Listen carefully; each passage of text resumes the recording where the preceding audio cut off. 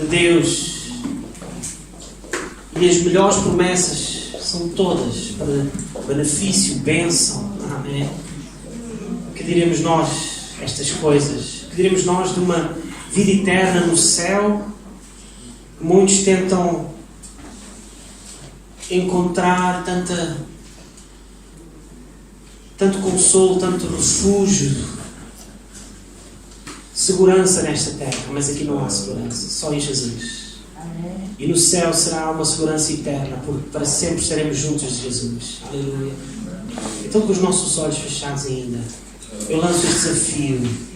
Onde estamos no nosso lugar? O que é que nos inquieta? O que é que nos tira a segurança? O que é que nos tira a paz?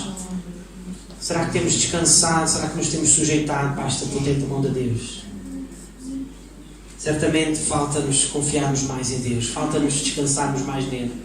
Tudo o resto ficará mais fácil. Amém? Aleluia. Senhor, fala aos nossos corações. Usa a Tua Palavra. Toca as nossas vidas, porque Tu és um Deus de aliança. Tudo tem falhado na face da terra, ao longo da história. Todas as alianças dos homens falham, mas a aliança de Deus sempre se cumpriu e cumprirá. Aleluia. Aleluia. Glória a Deus. Amém? Nesta manhã, eu queria, e o tempo é agora também nosso inimigo, já o era, é a coisa mais preciosa que está à face da terra é o tempo, irmãos. Porque pode ser gerido da melhor maneira ou então pode ser desperdiçado. E o tempo que passou já não conseguimos buscar. É ou não é verdade? Então, nesta manhã, podes pôr o PowerPoint. Então, eu queria falar, não sei quantas sequências de meditação vamos falar sobre este tema. Lições de vida sobre o livro de Juízes. Eu sei e recordo, pelo menos mais que uma vez já partilhei com os irmãos, ou inserido em pregações, ou mesmo sobre o tema de Juízes. Encontramos estudos bíblicos maravilhosos, parecendo um livro que até não tem muita coisa, ou então que não tem muitas lições, mas ele tem. E eu queria que exatamente nós abríssemos, hoje eu vou apelar mais à destreza bíblica, não vão aparecer ali os versículos para lermos, mas vão aparecer as passagens. Então eu queria que nós abríssemos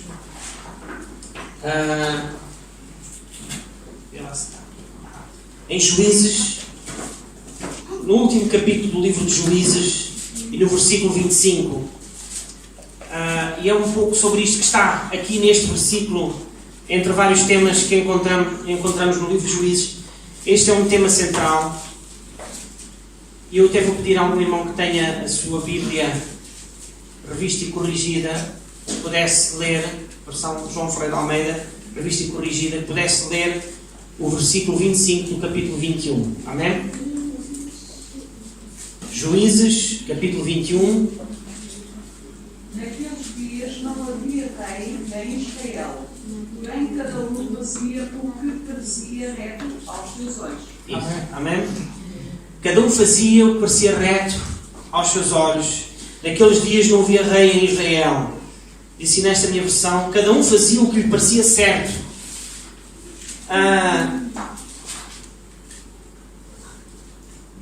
Os nossos dias, quão parecidos que nós somos com o povo de Israel na época de Juízes. Cada um fazia o que parecia reto aos seus olhos. E hoje eu pergunto, o que é que as pessoas fazem? O que é que a humanidade está a fazer? Hoje em dia, tudo desenvolve-se à volta eles chamam assim um nome muito esquisito, não é? Da liberdade. Mas o nome filosófico o tempo que vivemos é pós-modernidade, ou pós-modernismo, em que o importa é tu fazeres o que sentes, deves ter liberdade, ninguém deve privar de fazeres aquilo que te apetece, aquilo que tu queres. E lá está, aqui mistura-se um conjunto de muitas coisas, até que ponto a liberdade do outro acaba e a minha começa, ou do outro começa e a minha acaba. E a sociedade nunca esteve tão confusa, nunca esteve tão instável, e nunca houve tanto crime, tanta violência, tanta incerteza, porque cada vez mais as pessoas procuram fazer aquilo que lhes apetece. Sabe, e não começou há poucos dias, começou ali no final dos anos 60, quando uns inspirados, pessoas que tinham uma maneira de pensar diferente, isto é tudo paz e amor, não é? E eu vou resumir, mas fizeram um famoso festival que chamavam de Woodstock, lá nos Estados Unidos, em que eles disseram, parecido com os festivais de verão que havia, que agora não pode haver, e reparem como Deus muda tudo isto, porque é Deus que continua a ser soberano. Amém? Amém. Não estou a dizer que Ele faz de propósito, ou quer o mal das pessoas, ou que Ele enviou toda esta pandemia para, infelizmente, fazer mal. Não é nada disso. O propósito de Deus é chamar, em vários períodos da história da humanidade, à realidade e perceber que o homem não deve fazer aquilo que acha que está certo aos seus olhos, porque quando começa a fazer assim, e lá nesse festival de verão, em 1969, penso que foi nessa altura, eles lembraram-se, é tudo paz e amor. Então eles disseram, e eu vou dizer, mas as palavras, o lema desse festival de verão não era amor, paz, alegria no Espírito Santo, como deve ser o reino de Deus, assim, amém? Mas era o oposto. Sexo, drogas e rock and roll. Rock and roll no sentido de ser mesmo música, extravasar, mas sem controle. E o que é que aconteceu disso tudo? Veio uma influência para toda a humanidade, e ainda até aos nossos dias, em que a pessoa deve fazer, deve o que lhe apetece. E tudo na área sempre dos sentimentos, da carne e do pecado. Irmãos, e no fundo o que esta pandemia veio fazer é pôr um bocadinho de travão na humanidade. Porque as coisas estavam a galopar cada vez mais. Já estava tudo à espera, desculpem, mas Rock in Rio, tudo à espera dos Jogos Olímpicos, tudo à espera. Vinha por aí. O campeonato até futebol estava mais interessante, mas depois de repente mudou tudo, até mudaram. As pessoas não podem assistir nos estádios, porque o mundo vive para isso. Vive somente para aquilo que acha certo. E o que acha certo é o pecado, fazer o que lhe apetece. E nunca houve tanta, infelizmente, más decisões. Nunca houve também tanta morte como está a ver nos nossos dias. Porque o pecado leva à morte. O que é certo, se eu consigo avançar aí mais um bocadinho, o livro de Juízes retrata um povo entregue a si mesmo. Retrata uma geração que não tinha ninguém que os conduzisse a Deus. Mas que semelhança há com os nossos dias? Hoje em dia as pessoas não procuram Deus. Não querem saber de Deus para nada. E ao mesmo tempo também não ouvem os servos de Deus.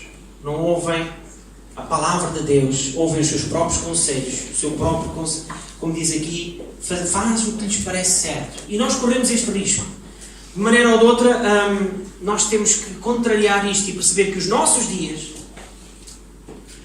e vemos o que aconteceu no livro de Juízes, vários ciclos de destruição, pecado, miséria, e naquele tempo não foi o coronavírus, mas foi peste, foi perseguição, foram os inimigos de Israel, entravam o povo de Israel adentro, um povo que tinha conquistado com Josué aquela terra prometida, não? Aquela terra que manava leite e mel, não é? Aquela terra maravilhosa, parece que tinham aprendido a lição no deserto, e de repente agora estavam completamente desbaratados. E é verdade que Deus levanta algum juízo, levanta homens, e nós gostamos, fica para outra pregação, tanto da história de Gideão, que Deus o levanta, e com 300 homens, reparem, líderes militares mais do que tudo, por isso são juízes, homens que Deus levanta para pôr travão. Senão a humanidade hoje em dia já não existia outra vez, mas Deus prometeu que não iria mais acabar esta humanidade como foi no dilúvio. Mas irmãos, Jesus disse, seria como nos dias de Noé, e vivemos nos dias de Noé, vivemos nos dias de Juízes, em que ali, de novo, o povo voltava à idolatria, voltava ao pecado. Continuando. E olhando para os nossos dias e olhando para o livro de Juízes, vemos isso mesmo. Que não tinham ninguém que lhes servisse de parâmetro do que é certo ou errado. E hoje é a mesma coisa. Tudo é relativo. As leis estão a mudar. Preparem-se, irmãos. Cada vez, isto é o que eu acho mais grave, não é? A idade do que é considerado pedofilia vai cada vez mais diminuir. É só a partir de qualquer dia vêm com uma história que é as crianças com os 10 anos hoje em dia já têm outras coisas que no passado dizíamos aos 14, não é? Agora 14, quando é que é considerado pedofilia? Penso que é aos 14. 16, isso. Mas começam já a dizer que os 14, muitos já estão desenvolvidos. E daqui nada a ver por aí domínio, porque não há um parâmetro certo da palavra de Deus. E a liberdade é esta: faz o que achas certo. É o que dizem aos jovens, é o que dizem às crianças. Faz o que está correto. O que tu achas que está correto a ti, não aos outros. E vemos a defesa, irmãos, dos direitos das crianças está cada vez mais a ser destruída e alterada. Quem defende as crianças, os bebés, os recém-nascidos, não escolhem o lar onde eles crescem, onde nascem. Só a mão de Deus. Então os nossos dias, também dizemos, mas naquele tempo, eles, será que houve alguém que os avisou? Será que houve alguém que os preparou? Por isso eles ficaram completamente sem norte, sem rei, nem ró, como nós devemos dizer. Se repararmos, Josué, ele avisou e disse para vocês não serem constantemente, e vemos vários ciclos no livro de Juízes, derrotados, destruídos, afligidos. Eles chegavam a clamar. Gedeão, vemos esse exemplo e nós lembramos mais quais é que são os dois juízes que nos lembramos melhor no livro de Juízes. Se calhar Gedeão, lembramos também de Sansão, por causa da maneira como Deus fez através da sua vida e o seu testemunho. Mas Gedeão, ele estava escondido no lagar, ele estava, eu acredito até muitas vezes vieram nas lágrimas aos olhos. Eu, para eu comer, tenho que estar aqui escondido a preparar, a malhar o meu trigo. Por causa do pecado, são os exércitos entram por... A idolatria era tremenda em Israel, e os exércitos filisteus entravam por ali dentro, eles destruíam os campos só por gozo, por fazerem sofrer o povo de Israel. Mas se nós olharmos para o livro de Josué, é um bocadinho antes do livro de Juízes, é o livro anterior, no capítulo 24, estes 2 versículos, eu vou ler nesta versão. Josué, ele deixou o conselho, ele foi um homem temente a Deus, um homem em que ele percebeu, diz assim, que era importante este recado para o povo ser próspero, é importante para os nossos dias este recado. Josué diz assim: agora temei o Senhor e cultuai-o com sinceridade e com verdade. Julgai fora os deuses a que vossos pais cultuaram além do rio e no Egito. Cultuai o Senhor. Mas se vos parece mal cultuar o Senhor, escolhei hoje a quem cultuareis. Se os deuses a quem vossos pais, que estavam além do rio, cultuavam, ou os deuses dos amorreus, e cuja terra habitais. Mas eu e a minha casa serviremos, na versão revista corrigida, diz, eu e a minha casa cultuaremos o Senhor. É interessante, eu gosto desta versão, porque é isso mesmo. Cultuar ao Senhor não é só virmos aqui, como estamos nesta manhã. É servir ao Senhor na nossa casa, no nosso dia-a-dia, e deitarmos fora os ídolos. E nós dizemos, mas este versículo, voltando a Juízes, este versículo ali de... Eu já volto aqui a este tópico. Este versículo ali de Juízes, foi só ali no final, e é mesmo no final do livro de Juízes, por uma moral. Mas reparem, vamos abrir também Juízes capítulo 17, não está ali, mas eu queria que abríssemos, e a história repete-se.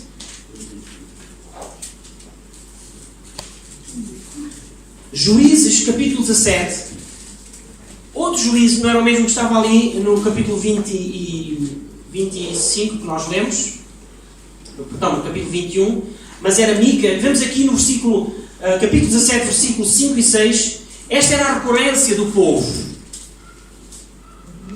E reparem, parece que é o oposto do que Josué acabou de falar. Eu e minha casa serviremos ao Senhor, deixai os ídolos, deixai a idolatria. Mas pouco tempo depois, olha o que aconteceu. Dizia aqui, Juízes capítulo 17, versículo 5. Mica, este homem Mica tinha um santuário e fez um colete sacerdotal e alguns ídolos da família. O que é que diz a versão dos irmãos? Ídolos da família, não é? Idolatria da família, é o que está? É a mesma coisa, não é? Do lar, da sua casa. E consagrou um dos seus filhos como sacerdote. E mais uma vez, versículo 6, naquela época não havia rei em Israel. Cada um fazia o que parecia certo aos seus olhos, ou parecia correto aos seus olhos. Então reparem, eu olho para este homem Mica e vejo os nossos dias. As pessoas acham que não há ídolos no lar, não há ídolos na família. Porque muitas vezes há coisas que se põem em lugar de Deus, da primazia da sua palavra, e por isso está tudo errado e a sociedade hoje em dia está a sofrer e precisa do clamor e da nossa fidelidade a Deus para sermos a referência de uma sociedade que está em declínio cada vez mais. A solução não vai ser a vacina que vem por aí. A solução não vai ser as regras que muito bem nós tentamos respeitar e desinfetar as mãos constantemente, e isso aumenta, mas não, já havia outras, e há outras enfermidades, e há outras lutas, e há outras coisas. Não vão lá com álcool gel, não vão lá com precaução, ou com medicação, ou com vacina. E a verdade é que, ao contrário do que Josué disse nestes 2 versículos, este menino achou, bem, eu vou fazer a minha coisa à minha maneira, vou fazer aqui, como diz, um santuário, e ele tinha os ídolos que ele achava da família. Nós não vamos especular, mas certamente ídolos da família. Naquele tempo eles punham imagens, propriamente imagens de escultura, sim. Mas hoje em dia, se calhar podemos... Netflix pode ser um ídolo da família.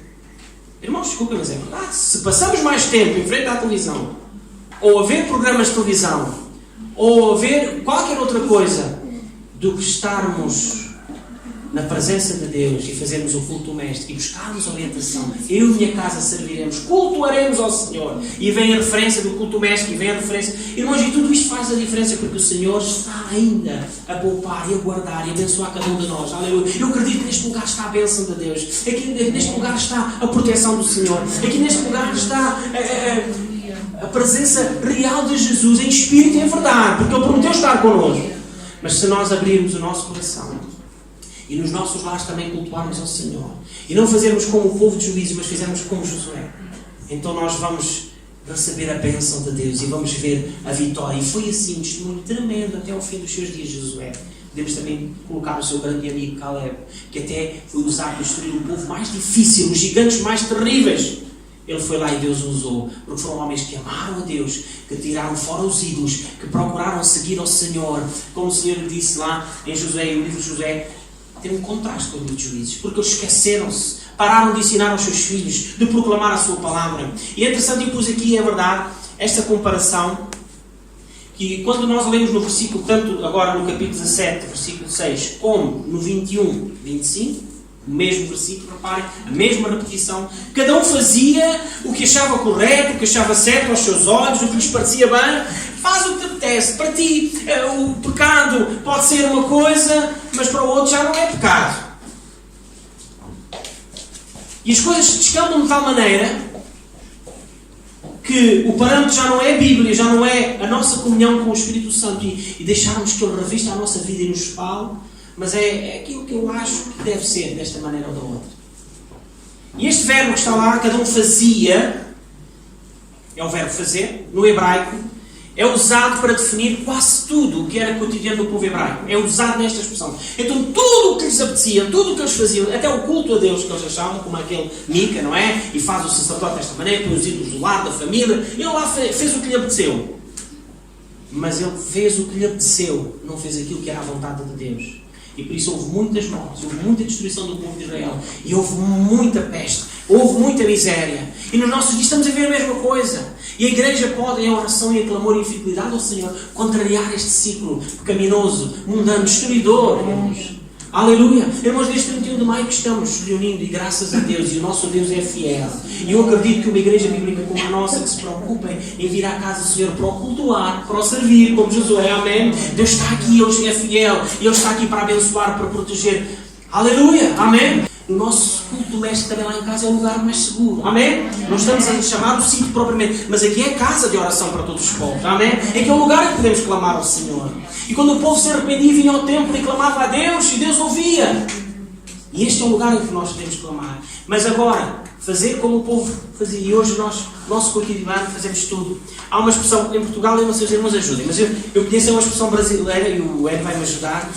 Em Minas Gerais, não sei se pus ali. Pus ali. Os habitantes de Minas Gerais são os mineiros, não é? Eles têm uma expressão que eles dizem: tudo é o trem. Este trem, aquele trem, em vez de dizerem aquela coisa, olha, eu vou fazer aquele trem, olha, já fiz aquele trem, e tudo é trem. E aqui era a mesma coisa, era uma coisa cotidiana. Eles faziam tudo para ser certo aos seus olhos, e tudo era uma coisa cotidiana, habitual, sem a direção de Deus. Mas nós temos que chegar a uma conclusão. Será que tudo o que eu faço, o que é que diz a Bíblia? O que é que me diz a Bíblia? Como é que eu devo fazer? Como é que eu me devo proteger? Como é que eu devo sentir a direção de Deus na minha vida e perceber que estou a fazer o que é certo à vontade de Deus ou o que é certo aos meus olhos? O que é que Jesus disse? Podeis fazer tudo o que vos apetece. Se vocês sois livres, dizia lá neste festival do Woodstock, façam o que quiserem. E o que era mais naquela altura proibido eram as drogas. E eles então ali, nunca houve consumo de tantas drogas no festival como naquele. E tanta gente morreu e que de overdose e que não se diz isso, né? Mas também houve. Tanta gente morreu, tanta gente que naquele festival de overdose morreram. Porque fizeram o que lhes apeteceu. O que eles pensaram está certo. Todos conhecemos este versículo.